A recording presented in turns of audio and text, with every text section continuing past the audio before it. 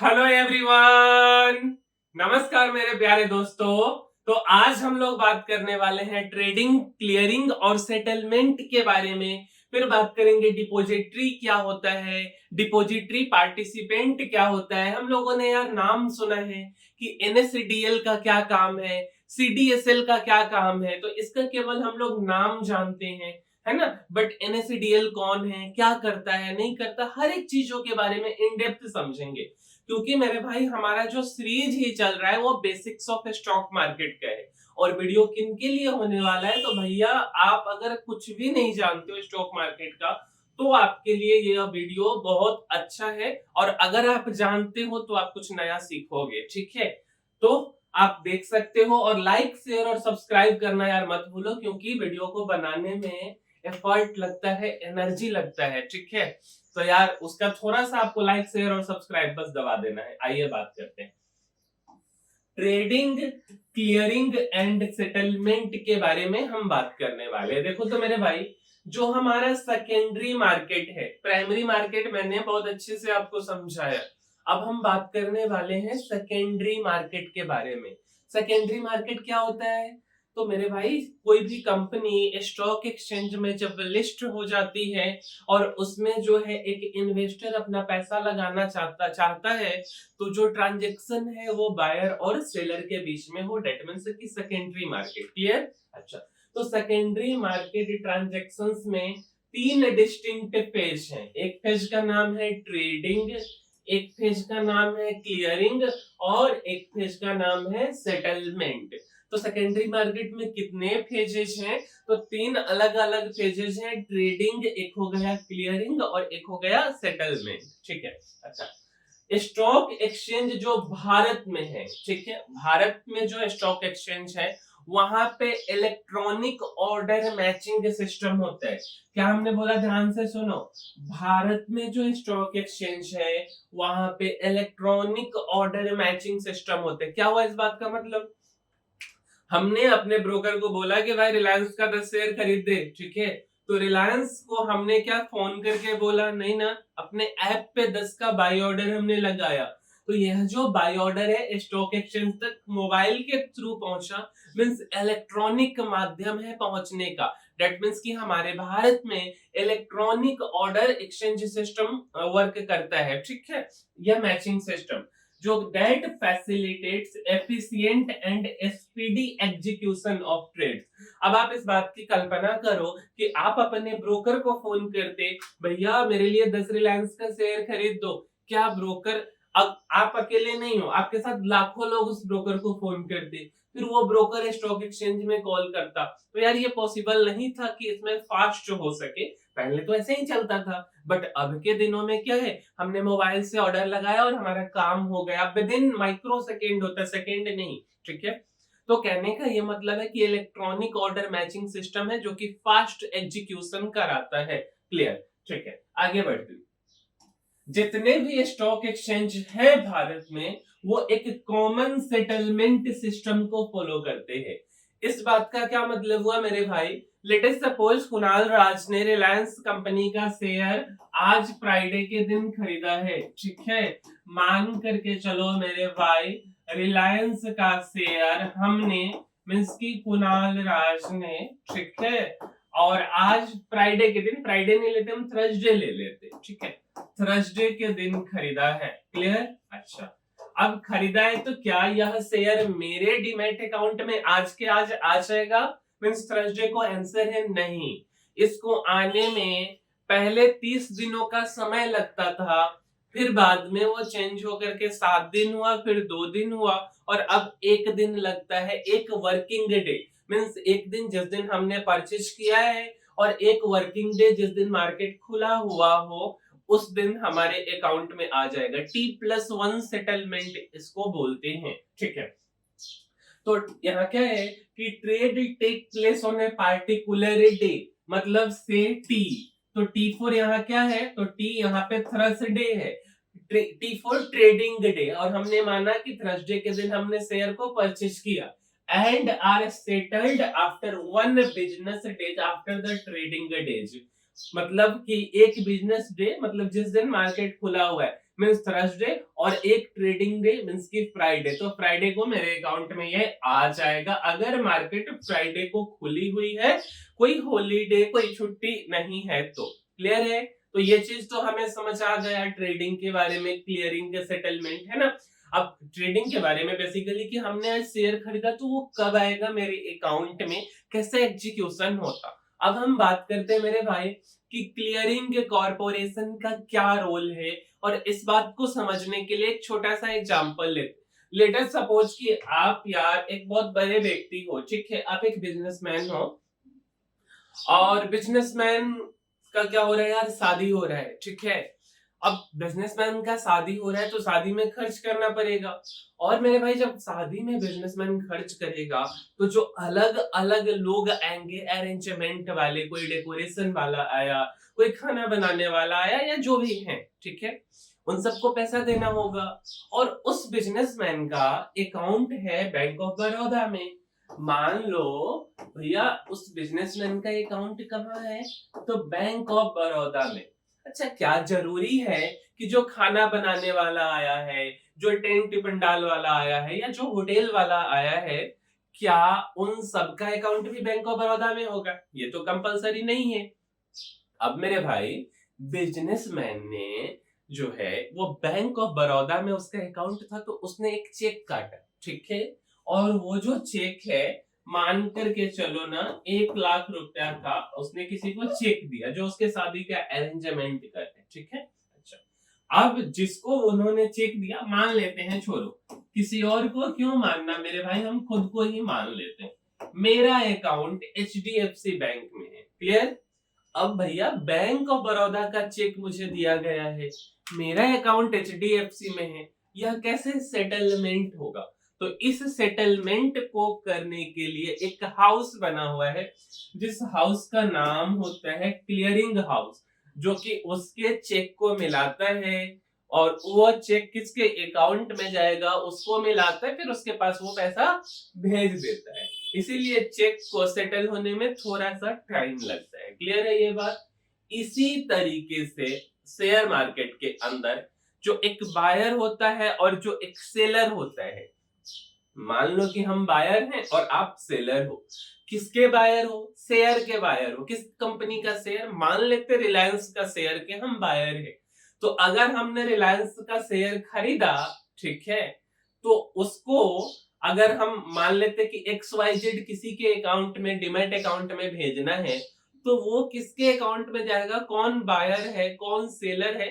मान लेते कि हम सेलर हैं और कोई बायर है, तो मुझे पता नहीं है कि खरीदने वाला कौन है, तो उसके बीच में एक होता है क्लियरिंग हाउस या क्लियरिंग कॉर्पोरेशन वाला, कि ठीक है ये वाला शेयर इसके अकाउंट में भेज दो। तो जिस तरीके से चेक का रोल होता है, उसी तरीके से चेक का रोल किधर होगा? बैंक में। उसी तरीके से शेयर का रोल होता है, ठीक है। अच्छा, और जैसे दो स्टॉक एक्सचेंज प्रमुख हैं, नेशनल स्टॉक एक्सचेंज और बॉम्बे स्टॉक एक्सचेंज, तो इसके अपने क्लियरिंग हाउस हैं, तो उसके बारे में बात करते हैं, ठीक है।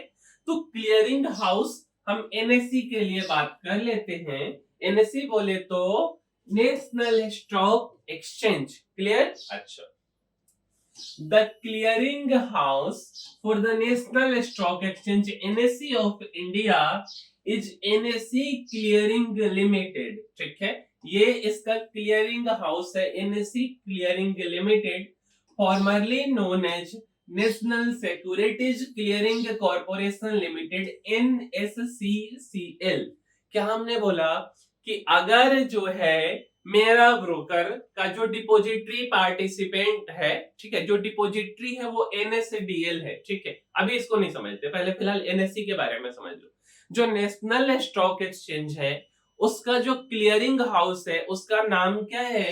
तो NSE क्लियरिंग लिमिटेड। क्या है? NSE क्लियरिंग लिमिटेड, ठीक है। अच्छा, पहले इसका नाम क्या होता था मेरे भाई?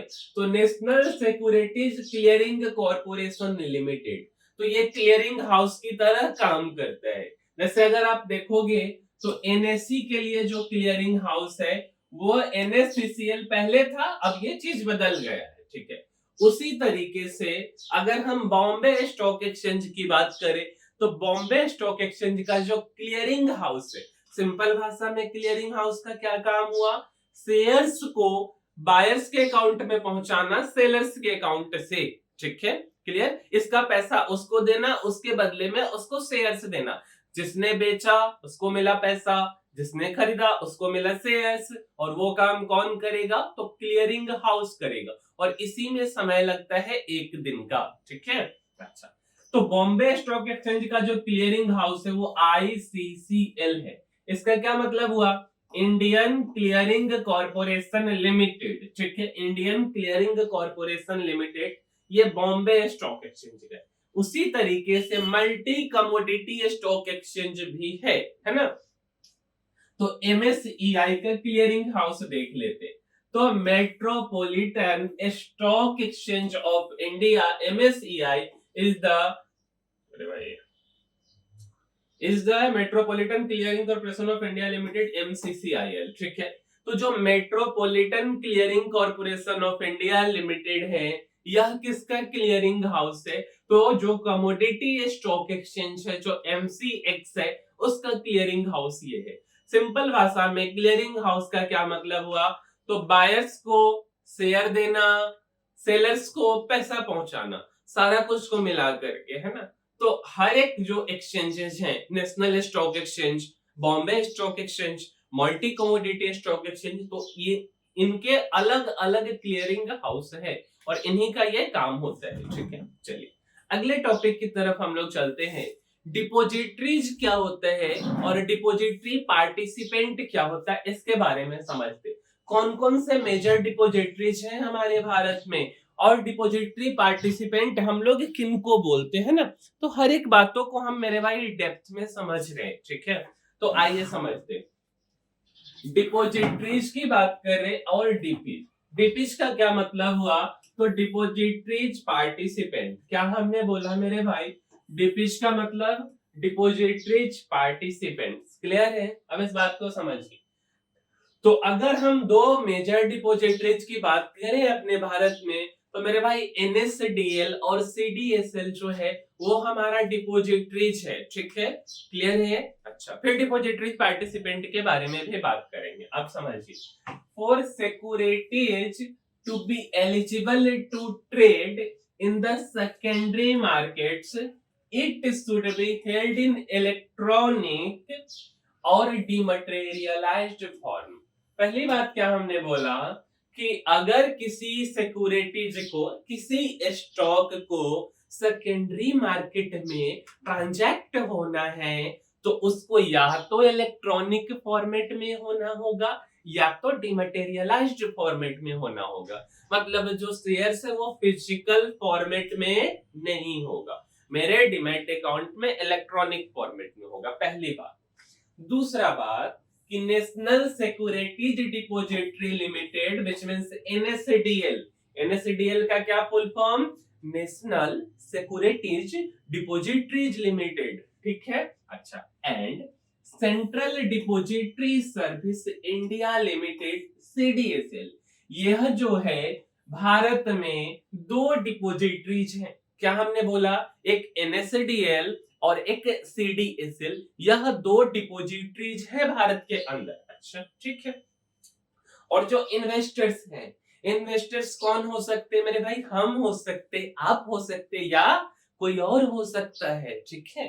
तो जो इन्वेस्टर्स हैं इनके पास physical share certificate, then they transform to broker, then they transfer to broker, they transfer to company. ये ट्रांसफॉर्म नहीं है मेरे भाई, यहाँ पे ट्रांसफर है, ठीक है, थोड़ा बहुत मिस्टेक है। They transfer to company, then they send it to depository to change this it into electronic share certificate.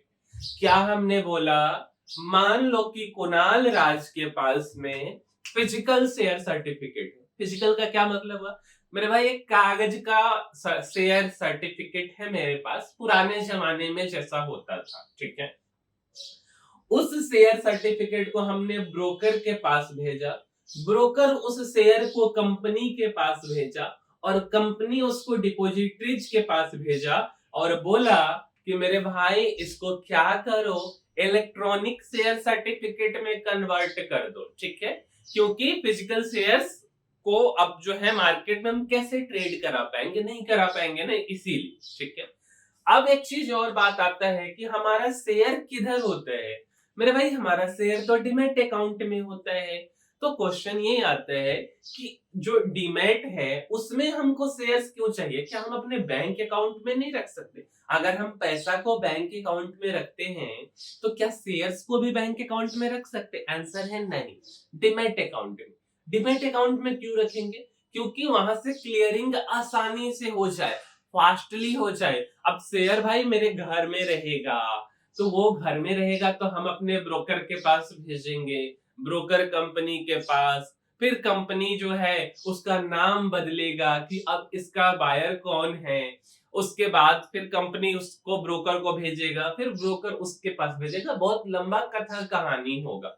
उन सब चीजों को एलिमिनेट करने के लिए बेसिकली हमको शेयर्स इलेक्ट्रॉनिक फॉर्मेट में और डीमैट में चाहिए। क्यों चाहिए? क्योंकि फास्ट क्लियरिंग हो जाएगा। फास्ट क्लियरिंग का क्या मतलब कि अगर मैंने थर्सडे को किसी कंपनी का शेयर खरीदा तो फ्राइडे को मेरे अकाउंट में आ जाएगा, मतलब trading debt plus 1 business day, ठीक है। अच्छा, अब समझिए, अभी तो हमने बोल दिया कि अगर हमने थर्सडे को शेयर खरीदा, फ्राइडे को मेरे अकाउंट में आ गया, बट हमेशा से ऐसा नहीं था मेरे भाई। पहले T+30 डे लगता था, T4 ट्रेडिंग डे, और उसके बाद 30 बिजनेस डे, मतलब राउंड टू राउंड हम बोल सकते हैं 1.5 से 2 महीने का समय, क्योंकि बीच में सैटरडे संडे कुछ सरकारी हॉलीडे भी आती है। तो round two round T+30 day means 2 महीने में वो शेयर्स क्या होता था, हमारे अकाउंट में आता था, या मुझे फिजिकल शेयर्स सर्टिफिकेट मिलते थे। इस बात को ऐसे समझते, इतना टाइम क्यों लगता था? क्योंकि मेरे भाई सबसे पहले ये किसके पास है, मान लो कि मैं हूं सेलर्स, मैंने बेचा रिलायंस का शेयर, ठीक है। मान लो कि मैं हूं सेलर और मैंने बेचा रिलायंस का शेयर, ठीक है, मेरे पास था। अब क्या हुआ ना, यह शेयर मेरे ब्रोकर के पास चला जाएगा। लेट अस सपोज मेरा ब्रोकर है जीरोधा, ठीक है, मान लेते हैं जस्ट, ठीक है। अब यह जो ब्रोकर है यह रिलायंस कंपनी के पास भेजा, अच्छा, और खरीदने वाले का नाम मान करके चलो, अरे भाई चलना, मान करके चलो मेरे भाई कि खरीदने वाले का नाम है राहुल, ठीक है। तो राहुल नाम है तो कंपनी क्या करेगा, कुणाल का नाम को काट के फिर राहुल का नाम लिख देगा, ठीक है। अच्छा, उसके बाद यह राहुल का कोई ब्रोकर है, मान लो कि राहुल का ब्रोकर है एंजल ब्रोकिंग, ठीक है, एंजल ब्रोकिंग है राहुल का ब्रोकर। तो कंपनी अब क्या करेगा, राहुल के ब्रोकर मतलब एंजल वाले को भेज देगा, और जब एंजल वाले के पास आ जाएगा तब यह बायर के पास पहुंच जाएगा, और इन्हीं चीजों में 30 दिन का समय लगता था। अब यहां भी ट्विस्ट है, अब इस बात को समझो। And all the process done by post to convert the physical shares into demat shares। यह जो कहानी हमने बोला कि मेरे से मेरे ब्रोकर के पास, मेरे ब्रोकर से कंपनी के पास, कंपनी उस नाम को बदला, उस नाम को बदलने के बाद बायर के ब्रोकर के पास, देन आफ्टर बायर के पास, यह पूरा काम post office, Indian post office के थ्रू होता था, और थोड़ा सा इंडियन पोस्ट ऑफिस स्लो होता था, अभी तो फास्ट हो गया है, तो इसमें लगता था समय, ठीक है। अब क्या हुआ कि मेन रोल इसमें क्या हुआ कि इसमें समय लगा। डिपोजिटरीज का जो मुख्य रोल था, क्या चीज था, इस चीज को पूरा रोल को प्ले करने में, मतलब शेयर्स को transferring, changing the name, changing the buyers और सेलर्स नेम, इन कामों में था, ठीक है। अब इस डिपोजिटरीज के रोल में मान करके चलो कि खरीदने वाला मर गया। मर गया का क्या मतलब हुआ भाई, राहुल जो है अब यहाँ नहीं रहे इस पृथ्वी पर, राहुल जी अब यहाँ से चल दिए, ठीक है। अब जब राहुल मर गए और यह बात राहुल के ब्रोकर को पता चल गया, मतलब एंजल ब्रोकिंग वाले को पता चल गया, यह हम जस्ट एक मतलब एग्जांपल ले रहे, किसी ब्रोकर के ऊपर हम क्लेम नहीं कर रहे, समझाने के लिए। तब क्या हुआ ना, has the buyers broker taken the money in advance, क्या बायर का ब्रोकर मींस एंजल ब्रोकिंग पैसा एडवांस में ले लिया राहुल से, तभी तो राहुल को शेयर देगा ना भाई। ठीक है, अच्छा तो पैसा तो मिल गया। अब जब ब्रोकर को पता चल गया तो ब्रोकर बोलेगा कंपनी को, भैया अब जो नया नाम है वह राहुल का नहीं, उसके जो मालिक है या जो भी है उसका नाम होगा। क्लियर? मतलब अब से न्यू नेम किसका हो जाएगा, तो ब्रोकर का नाम हो जाएगा। मतलब ब्रोकर के साथ क्या हुआ, विन विन सिचुएशन हुआ। ब्रोकर को पैसा भी मिल गया और शेयर भी मिल गया। ठीक है, और लॉस किसका हुआ, जो मर गया।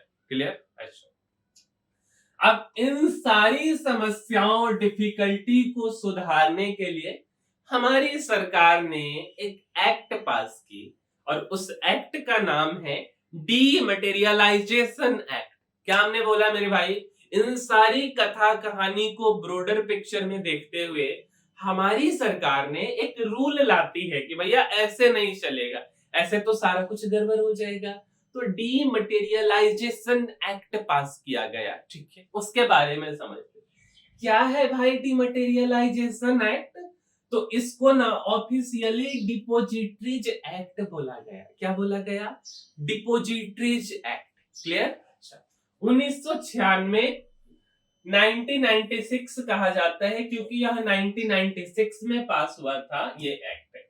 लोकसभा में 16 जुलाई 1996 को पास हुआ, राज्यसभा में 23 जुलाई 1996 को पास हुआ और 8 अगस्त 1996 को प्रेसिडेंट का कंफर्मेशन एसेंट मिल गया और 10 अगस्त 1996 से ऑफिशियली यह एक्ट लागू हो गया। इस एक्ट का मेन ऑब्जेक्टिव था फिजिकल शेयर्स को इलेक्ट्रॉनिक फॉर्मेट में कन्वर्ट करना, जिसे डिमटेरियलाइजेशन कहते हैं, ताकि शेयर होल्डिंग प्रोसेस फास्ट हो, सिक्योर और पेपरलेस हो जाए।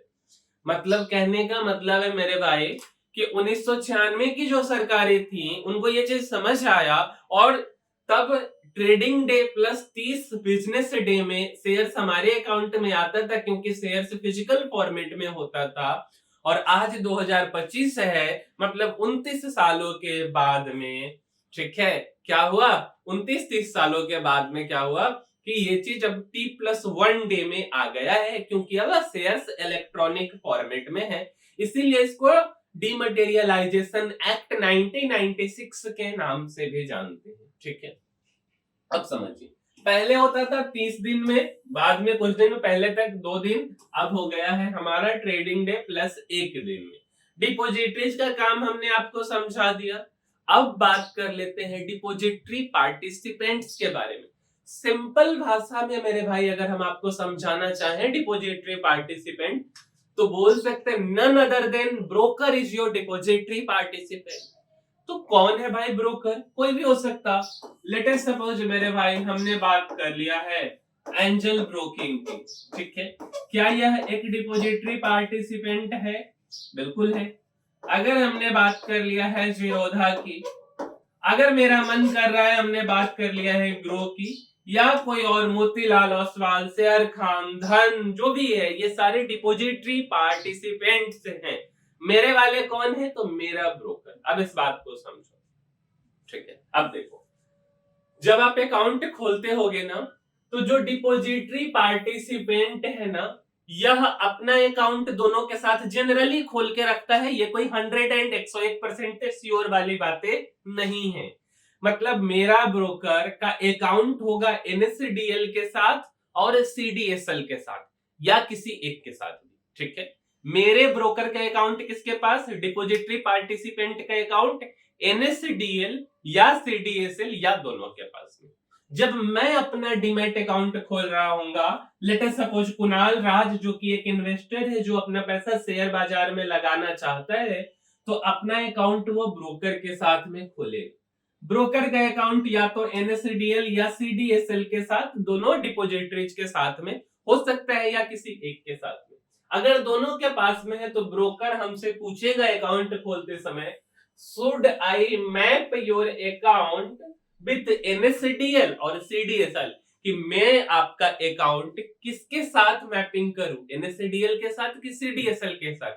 और अगर उसका केवल अकाउंट NSDL में है मेरे डिपॉजिटरी पार्टिसिपेंट का, मींस मेरे ब्रोकर का, वो तो बिना पूछे हुए भी कर देगा। ठीक है, अच्छा। अब बात आता है, ये तो काम हो गया डिपॉजिटरी पार्टिसिपेंट का। ठीक है, अब बात आता है कि जो NSDL है और जो CDSL है, क्या मुझे जानता है डायरेक्टली? आंसर है नहीं। NSDL और CDSL जो है अपने पार्टिसिपेंट को जानता है। NSDL और CDSL इज ए डिपॉजिटरी, और डिपॉजिटरी का डिपॉजिटरी पार्टिसिपेंट कौन है? ब्रोकर है। तो NSDL और CDSL कुणाल को, राहुल को, XYZ को नहीं जानता है। ठीक है, तो NSDL and CDSL directly don't know the investors. ठीक है, अच्छा, और बात को समझिए। हमारा जो अकाउंट है वो डायरेक्टली ओपन विथ डिपॉजिटरी और indirectly open with the depository. मेरे भाई, हमारा अकाउंट क्या डायरेक्टली डिपॉजिटरीज के पास खुला? क्या हमने NSDL को फोन किया, NSDL का ऐप डाउनलोड किया और बोला भाई मेरा अकाउंट खोलना है? ऐसा नहीं किया ना। हमारा अकाउंट डायरेक्टली हमारे ब्रोकर के साथ में लिंक्ड है, और ब्रोकर का अकाउंट लिंक्ड है डिपॉजिटरीज के साथ में। अच्छा, एक और क्वेश्चन, क्या कंपनी को पता है कि मेरे कंपनी का शेयर कौन खरीद रहा है, कौन बेच रहा है? क्या ये बात कंपनी को पता है? आंसर है बिल्कुल भी नहीं। कंपनी को ये बात बिल्कुल नहीं पता होती कि मेरा शेयर्स कौन खरीद रहा, कौन बेच रहा, रिकॉर्ड डेट को छोड़ करके। ध्यान रहे, रिकॉर्ड डेट के बारे में भी मैंने आपको बताया, नहीं बताया तो बताऊंगा, है ना। जैसे मुझे बोनस शेयर मिलता है ना, या हमें स्टॉक स्प्लिट होता है, या मुझे डिविडेंड मिलना होता है, तो 3 प्रकार का डेट होता है। एक डेट होता है अनाउंसमेंट डेट, एक होता है रिकॉर्ड डेट, और एक होता है एक्स बोनस डेट। तो कंपनी को यह बात पता तब चलेगी कि मेरा शेयर्स किन किन लोगों के पास में है, तो वह रिकॉर्ड डेट को पता चलेगी। और अदरवाइज कंपनी को बिल्कुल भी नहीं पता होता है कि मेरा शेयर्स कौन खरीद रहा, कौन बेच रहा, तब तक जब तक कि कोई व्यक्ति उस कंपनी में 5% हिस्सेदारी नहीं ले ले। जैसे ही 5% हिस्सेदारी कोई कंपनी में टेक ओवर कर लेगा, तब कंपनी को पता चल जाएगा कि भाई इसका कुछ माइंडसेट अलग है। ठीक है, अच्छा। तो but they can approach to the stock exchange for this. क्या कंपनी स्टॉक एक्सचेंज को अप्रोच कर सकता है कि मेरा शेयर्स किसके पास है? बिल्कुल कर सकता है। क्या स्टॉक एक्सचेंज उसको बता देगा? आंसर है नहीं, नहीं बताएगा। ठीक है, अच्छा। स्टॉक एक्सचेंज क्यों नहीं बताएगा? स्टॉक एक्सचेंज क्यों बताएगा? भाई जो रूल्स एंड रेगुलेशन है उसको फॉलो करना है, तो क्यों बताएगा? वो बोलेगा कि जिस दिन 5% से ज्यादा आपके कंपनी में कोई खरीद लेगा, या 5% कोई खरीदने का कोशिश करेगा, तो मैं आपको बता दूंगा। अदरवाइज मैं नहीं बताऊंगा। रिकॉर्ड डेट को भी मैं बता दूंगा, क्योंकि उसी दिन आपको देखना है कि मेरा शेयर्स इस व्यक्ति के नाम पर है, और उसी के हिसाब से आप डिविडेंड, बोनस या स्टॉक स्प्लिट वाला कहानी करोगे। ठीक है, अच्छा, अब समझिए। अब मान लो ना मेरे भाई कि जैसे जो डिपॉजिटरी है, कौन खरीद रहा है, कौन बेच रहा है, उन सारे मेंबर्स को एक रजिस्टर में लिखना है। Register of members. Basically register of members हम किसको बोलते हैं? जो लिस्ट ऑफ शेयर होल्डर्स है, बायर्स और सेलर्स। अब क्या था ना, किसी एक कंपनी में एक दिन में मान करके चलो कि 96,000 वॉल्यूम आता है। क्या आता है? वॉल्यूम आता है। वॉल्यूम का क्या मतलब हुआ कि 96,000 शेयर्स खरीदे या बेचे गए, दोनों हो सकता है। ठीक है, तो इतने शेयर्स खरीदे और बेचे, क्या इतने लोगों का नाम एक पेपर पे लिखना पॉसिबल है? नहीं पॉसिबल है। तो इसीलिए इसको ई फॉर्मेट, इलेक्ट्रॉनिक फॉर्मेट में आया। और जो इलेक्ट्रॉनिक फॉर्मेट, इसी का जो काम था वो डिपॉजिटरी का काम था बेसिकली।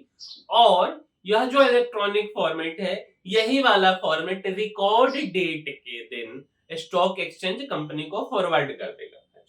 अब बात आता है कि जो रजिस्टर ऑफ मेंबर्स है उसको मेंटेन कौन कर रहा था? फॉरवर्ड करने के लिए मेंटेन करना होगा ना, लिखना होगा ना, तो वो कौन मेंटेन कर रहा? तो वो डिपॉजिटरीज मेंटेन कर रहा। और कंपनी उसका नाम जानना चाहेगा तो रिकॉर्ड डेट के दिन जानेगा। ठीक है, और रिकॉर्ड डेट के दिन ही जो हमारा डिपॉजिटरी होगा वो कंपनी को बता देगा कि भाई इसके पास है। और तब, और एक और कंडीशन कब है, जैसे मान करके चलो एग्जांपल से कि टाटा मोटर्स का शेयर है और कुणाल राज 1% शेयर टाटा मोटर्स का रोज खरीद रहा है।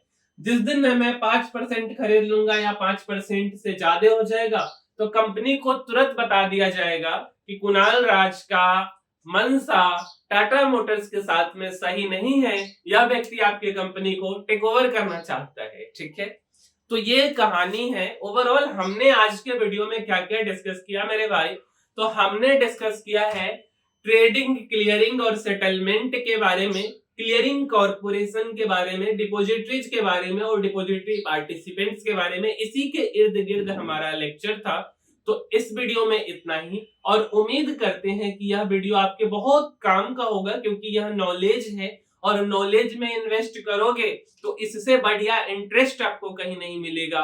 दूसरा बात कि जिस काम को आप सीखने जा रहे हो या करने जा रहे हो, तो उस काम को सीखने से पहले हर एक बड़ा पिक्चर क्लियर होना चाहिए माइंड में कि NSDL कौन है, क्या करता है, CDSL कौन है, क्या करता है, कुछ टर्म्स के बारे में पता होना चाहिए। तो हमने हर एक चीजों को धीरे धीरे बताया। ठीक है, तो इस वीडियो में इतना ही, मिलते हैं अगले वीडियो में, तब तक के लिए धन्यवाद।